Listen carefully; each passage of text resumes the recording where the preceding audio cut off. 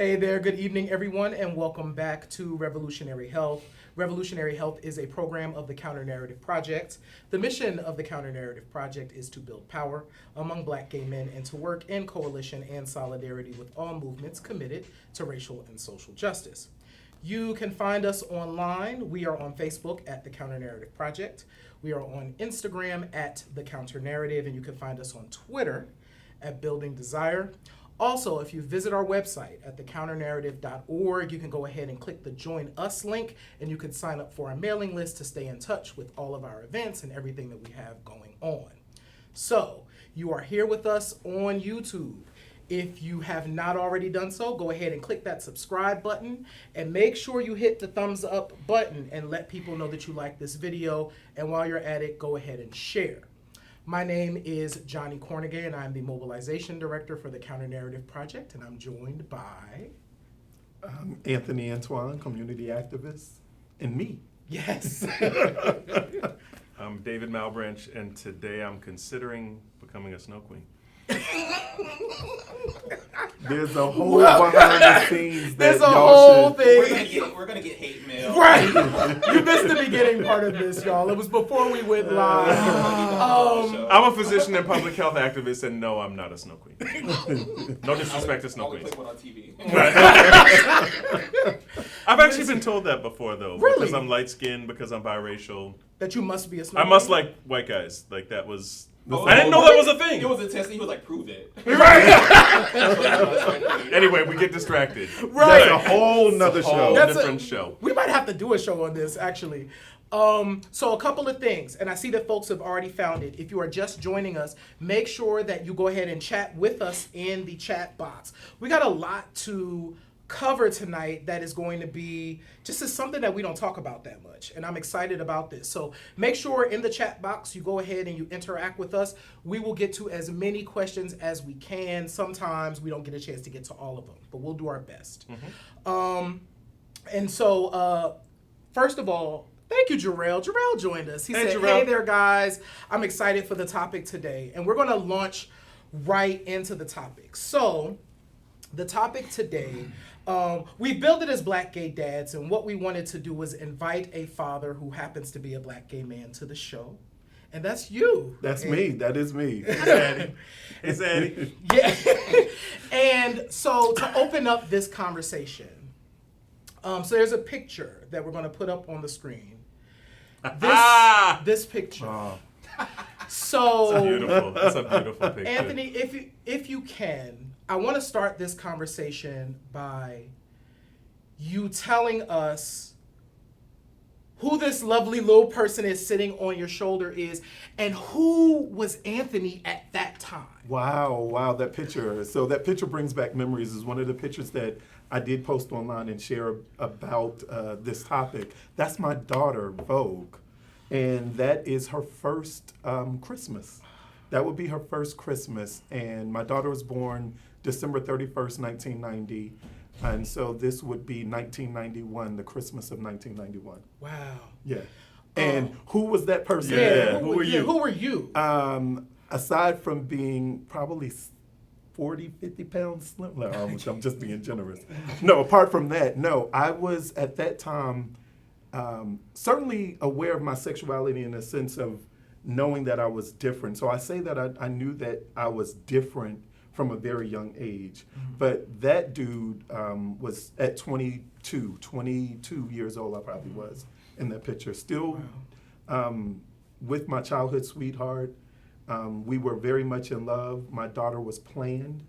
And I mention that only because, oftentimes people stumble into fatherhood, which is a very different thing, but it was very intentional for us. And so we chose to have a child. And so that also adds a different layer to how I parent. Yeah. Because it was intentional. Yeah. Like I wanted to be a father. I was clear I wanted to be a father. And so that dude was very committed in a relationship and with his childhood sweetheart. Thank you so much for that. I'm going to bring in a comment, and then I'm going to open it up for some dialogue. So DS9, Cisco says, oh, it's Jay Bernard. Hey, Jay Bernard. And I see I have signed into the show at the exact right moment. Yes, you have, Jay Bernard. Thank you so much for being with us. So for me, I was excited about this topic because, and like I said at the intro, like I felt like this is one of those, I have for years felt like I would like be a good dad, right? And, but also recognizing like, what does that mean for me as a Black gay man? Like how do I navigate it? So it's not about the mechanics of how a child is produced. It's more like, how does my life work Right. as a dad? I think I'm coming into my sexuality and what I realized about parenting, children watch you and they see who you are. And so for me, what was clear is that I needed to be authentically myself. And that was, you can tell children not to lie or not, but then they watch you. Or not to curse. Or not to curse or Right. not, but Right. then, they watch you.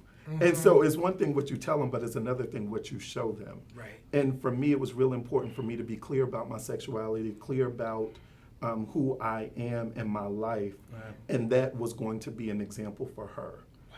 And so there's a way in which, for me, what I see, many of us are fathers.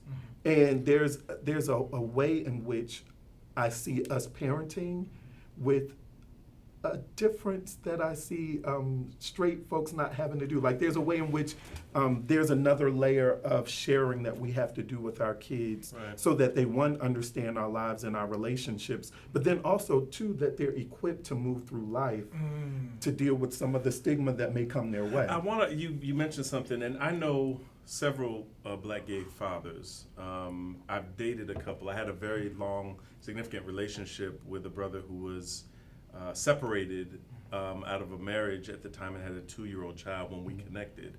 And I remember talking to him about that stuff, and I remember thinking to myself, how do you negotiate this? Because to me it made more sense to just say, like, I didn't think there had to be that moment. Like, everyone wants to talk about coming out, and like, we have to sit down with the child and you have to be like, okay, daddy is gay, and this is, you don't do that. And so I wonder, because I think people who may be watching would think, so how do you do this? Because there is extra considerations, but I'm wondering whether, my sense would be if I was to become a father, I would just have it be the normal thing. Like, this is the normal thing. You don't have to draw any special attention to it.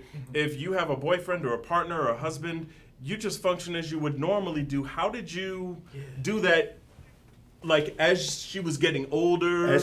So one of the things I wanted to share my sexuality, and there was this big like family discussion around like, how do we do this and at what age is appropriate? Right.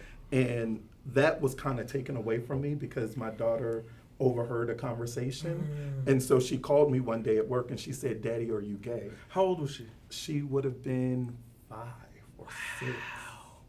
What did that feel like? I was enraged at the time because we had this family conversation about like what time would be appropriate. And for me, I didn't want it to come to her. And it landed to her in a way that she was concerned about me. And you didn't get to tell your story. And I didn't get to tell. You get what I'm saying? Of course. I wanted to tell it my way. Right. And that was taken away from you. And that was taken away from me. And I share that because, there's this thing about like once a child is old enough to ask a question, they're old enough to know the answer. And so here it is, I'm at work and I can't like immediately get to her and shift the way that it landed to her. And so here it is, we had this family discussion about how to do it, and then it was taken away from me. Do you guys talk about that now, or do No. you ever go back to that? Does she remember that? She probably doesn't even remember that. But what I was clear about, and it goes back to what I was saying, is that from that point on, of course, it was like, well, I'm not going to wait on y'all to like, we're not going to have family discussions about how I raise my child and how I parent my child. Yeah. Like, I'm clear that I want an authentic relationship with her, and that's going to be most important. Wow. And so, for me, that was kind of taken away. Right. But then it also set the tone that from that point on, we were clear. Like, my daughter, Vogue, is going to know who I am in my life. And there are ways, I shared a story with Johnny when we were going back and forth. We have a question about, we actually have a picture. There's a second picture. I want to put that up because this is a great story. Yeah. And yes, this picture. And so that picture would be at the Stand Up and Represent March. It's probably the first one. It's either the first or the second one. But, it's similar to what was just said about like, do you have your daughter at these type of events? And of course you do. Like I wanted my daughter there, and as founder of the Stand Up and Represent March, I was being interviewed, and my daughter was off to the side. And so there was like a way in which like she just immediately got pulled in, no prep, And the reporter asked, well, how does it feel to have a gay dad? And my daughter was like, it was funny because my daughter looked at the reporter like she was stupid. What a stupid Like, question. what do you mean? What are you asking me? Right. He's my dad. He's my dad. Right. It literally was just, and for me, that's one of the proudest moments because what it was is that from, when I say 5, when she called me on the phone and was like, Dad, are you gay? Right. To now at this picture, like she's probably 11 or Right. so. So in that time, we had done our work. Yeah. Like it was so normalized to her that even that reporter's question, which was a big deal to a lot of people looking at it, or even to some members of my family. Mm-hmm. But my daughter was cool because I'm dad. I'm Right. like, what are you saying? Like, what are you asking me? Yeah. And so yeah. I'm going to bring in a comment from Daniel Woodland. Thank you so much, Daniel. He says, I know Anthony and Vogue, and he's a wonderful dad. Of course he is. Thank you, Danny.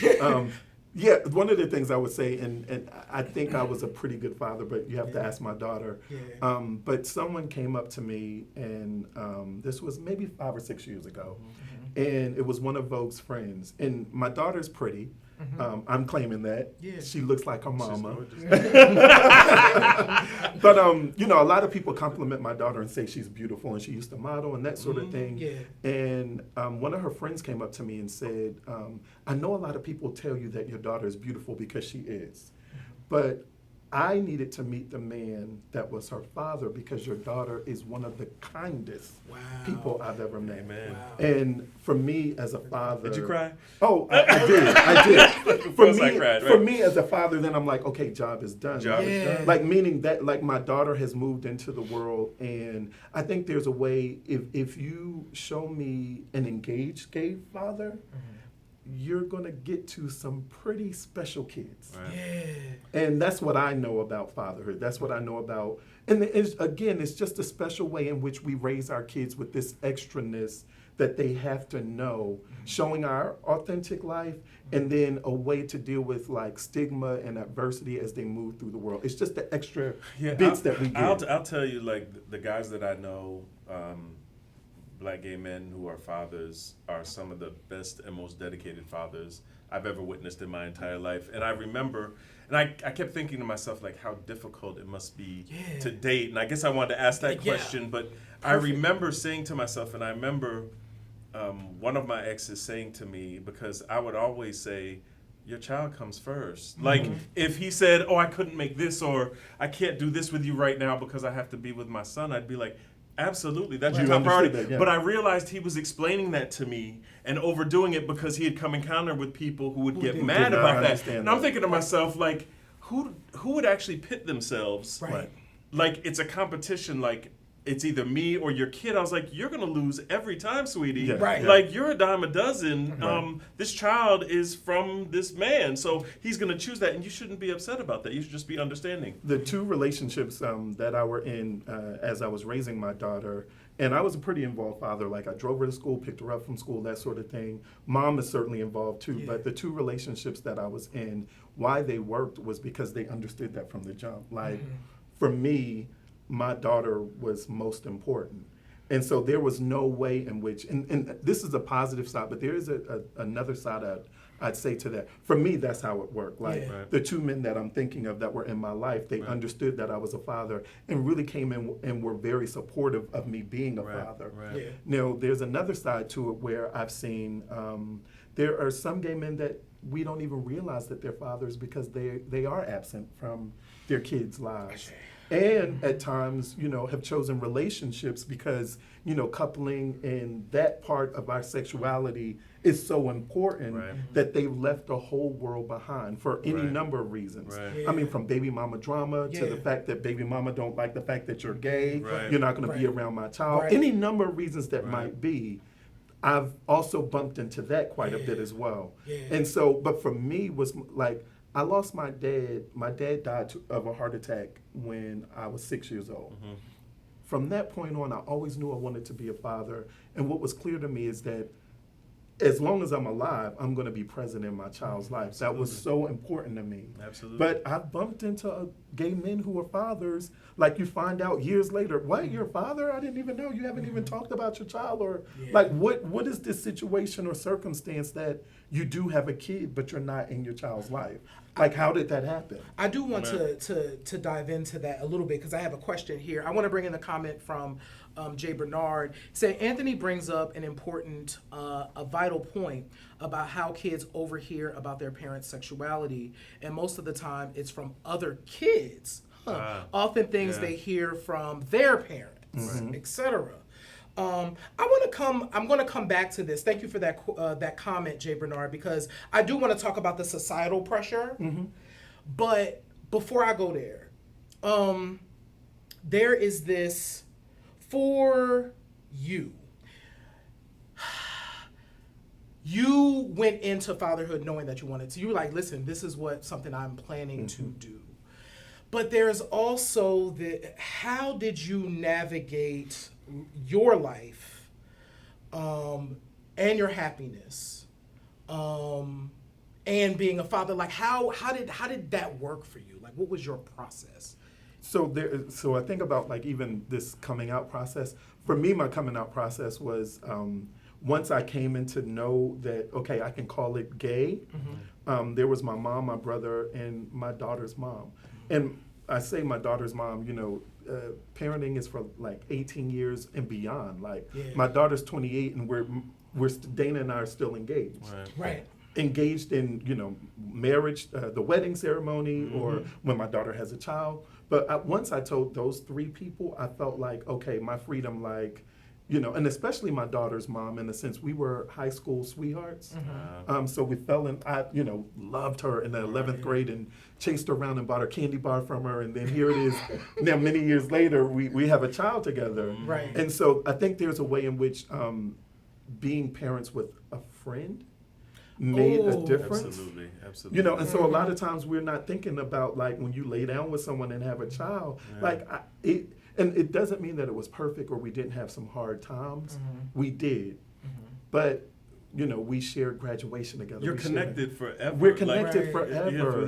Like during the wedding stuff, with the drama that went down, like there were times where we had to engage with each other. And this is the person I've been engaging with since I was in like 10th grade. You know what I'm saying? And so I think that we know each other. We know each other. And so there's a way in which I think that made a difference in supporting my happiness. And then again, I remember one time when my daughter was like 3 and we opened a box to put together something, I don't know, a table or something.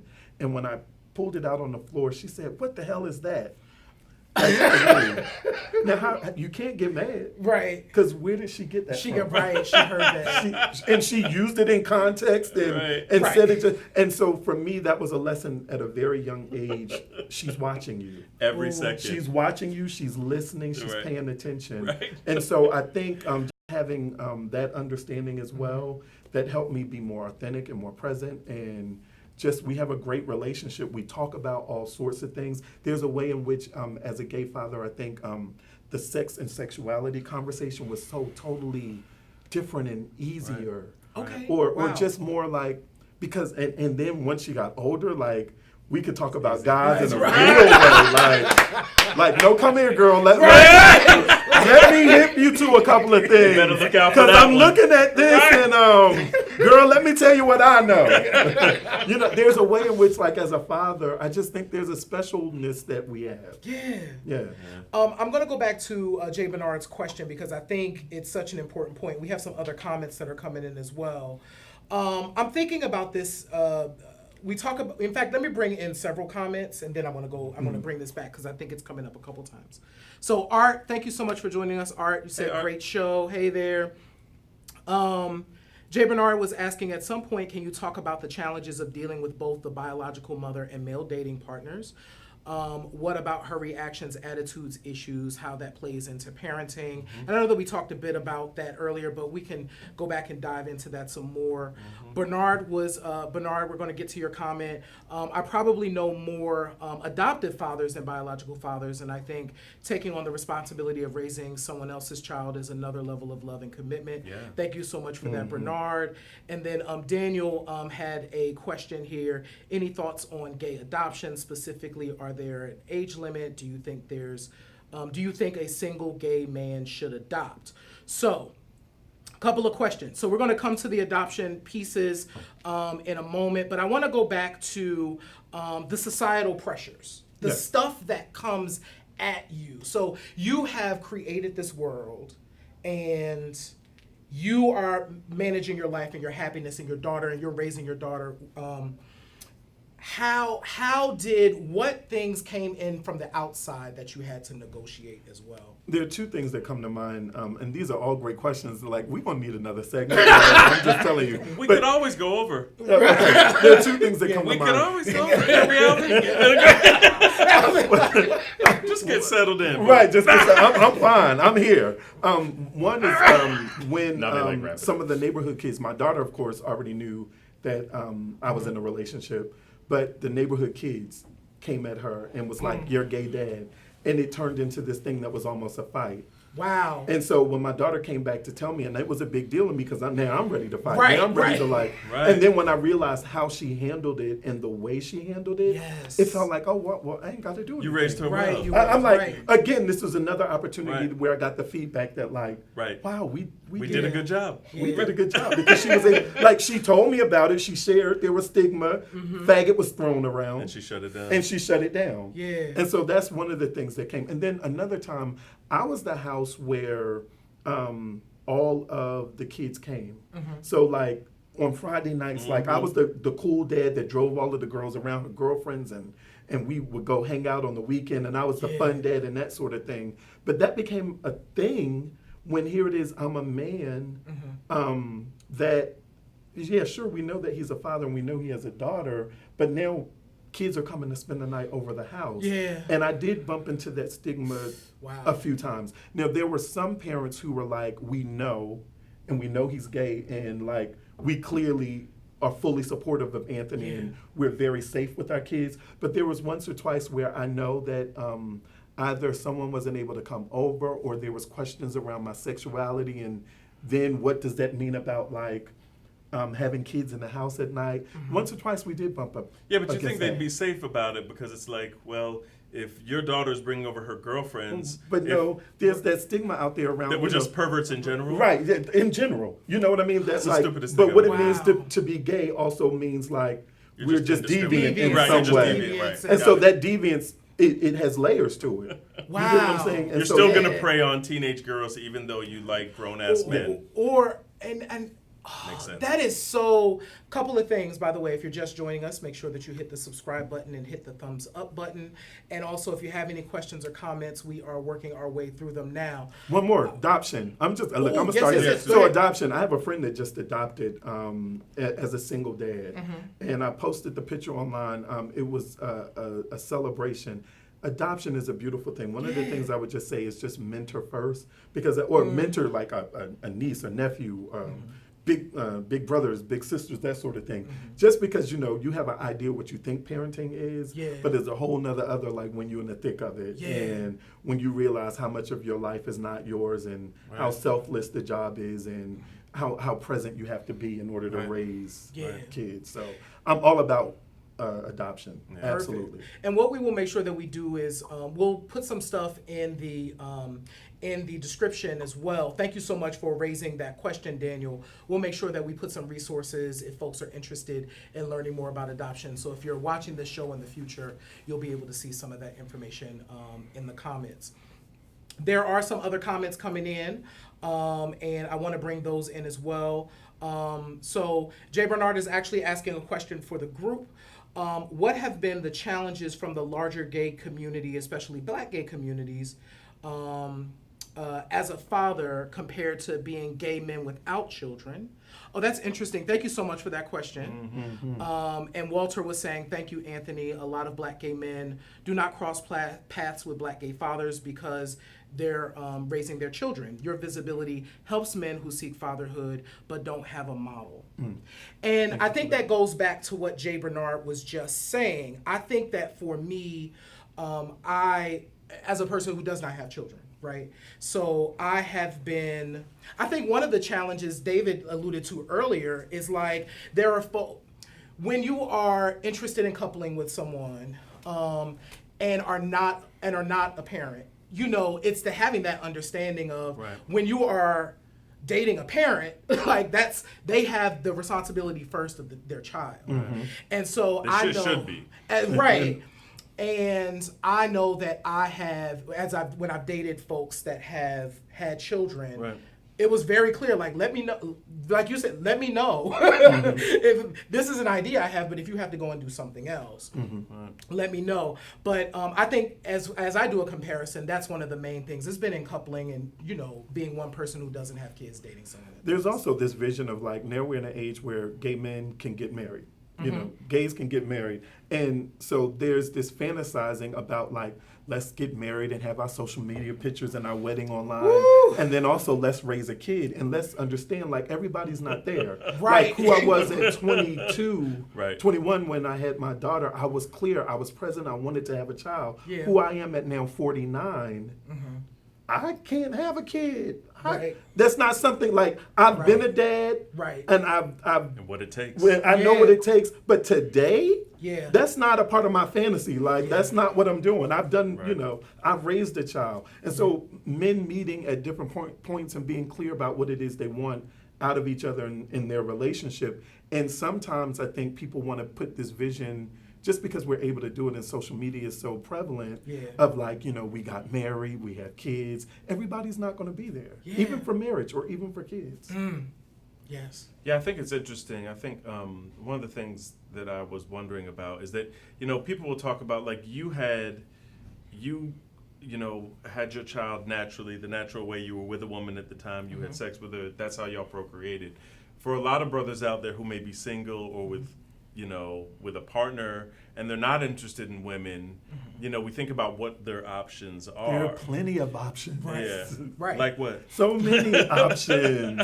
I mean, from like, you know, your lesbian best friend who would be willing to do it. I mean, there's options out there. Yeah, so you have like surrogacy. There are kids that need parents in the foster care system. Yeah. Especially Like, young black children. there's so many young black children out there. Like there's so many ways in order to be a parent. Yeah. And all of them are relevant. Yeah. Yeah, and I think all of them are good options, and you have to figure out what is going to be best for you. Did you want us to talk about? I do. You wanted to touch on that right quick before we do a question? Before we wrap, this is so as we were talking about, so David and I were having this dialogue, and as we were preparing for this show, he brought something to my attention, and it brought me back to a moment. So I was doing a presentation to a group of college students last year, and we were just talking about like an HIV 101.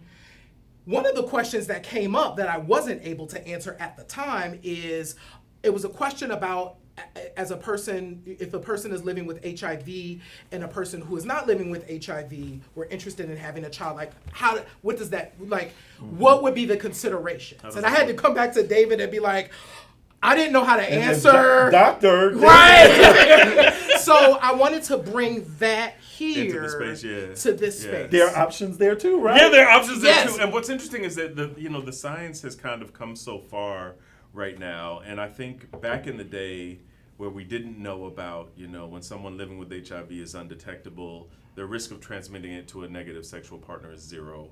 And so we didn't know that back then. But I do remember working in the Atlanta HIV clinic, the Ponce Clinic, and we would have heterosexual partners where the father was living with HIV and undetectable, and the mother was HIV negative. And they always wanted to know, can we have sex naturally? Can we conceive naturally? And we would actually tell them yes. And the logic behind it was this. When you're thinking about HIV, the parent that's the most important one that you want to know their HIV status is the mother. And so the mother, because The child is growing in the mother's womb. The mother's blood supply is going into that child. Everything is happening. So if you have a mother who's HIV positive, we've known for decades that if the mother is HIV positive and she gets on medication, the baby will come out HIV negative and they'll be fine.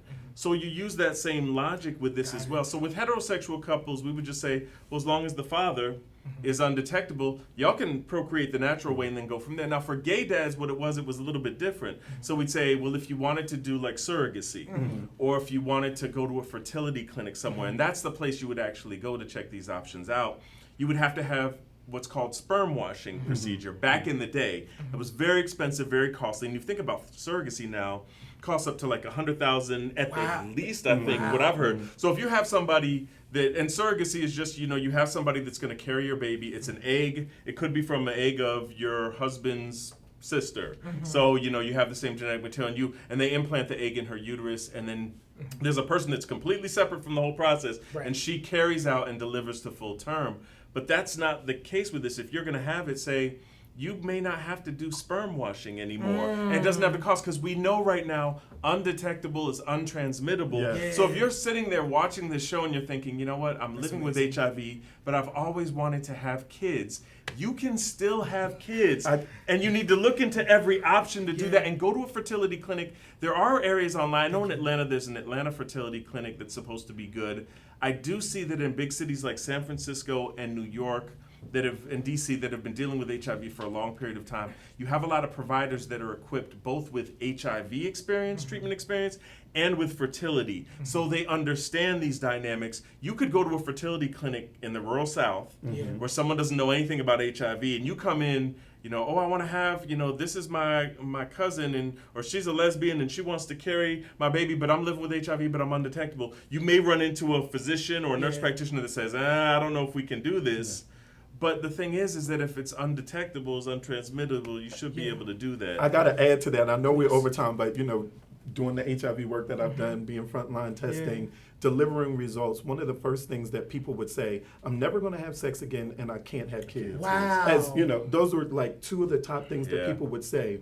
And whoa, slow down. Right. And what it looks like now is going to look very different a week from now, a month from now. And so one of the things that we're talking about, like what I bump into doing frontline HIV testing, people who are HIV positive are still having kids. They're having kids. Like they're doing it. They're doing it. Like, and it's different like when you consciously know and have to work out the details. And actually that means you're just going to work it out in an even better, more informed way. But there are people who don't know their status, people who are engaging in sex. So again, if there's a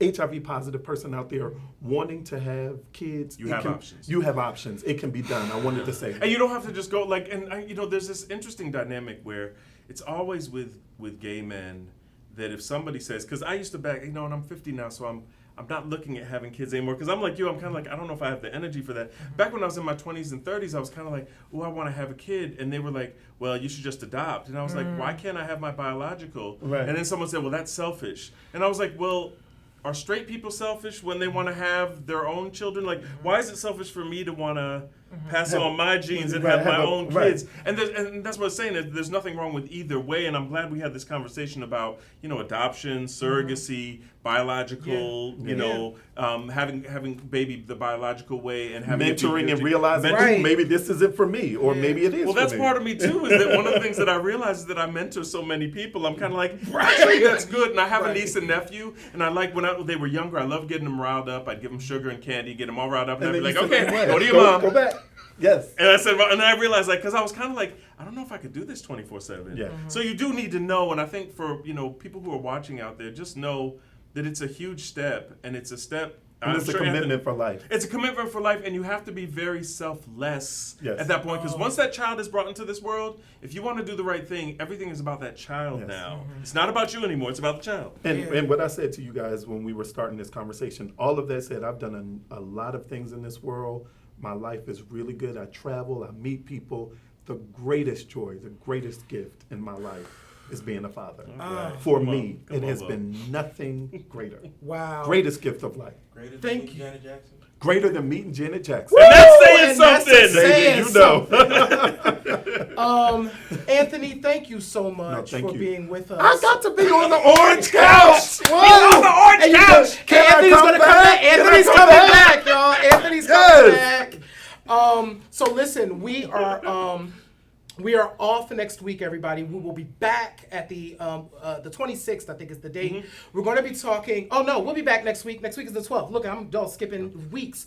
Next week we will be back. We will be here with Victor Jackson and Kipper Jones. We're going to be talking about music and message. It's going to be a great show. Make sure you hit the thumbs up. Make sure you hit the subscribe button. We thank you all so much for being with us. Make sure that you follow the Counter Narrative on all of your social media platforms. And thank you. Great Thank dialogue, you. y'all. Thank Good to all have of Anthony you. on here. We'll make sure that we get some information on some adoption resources in the description. Thank you all so much. Have a good night.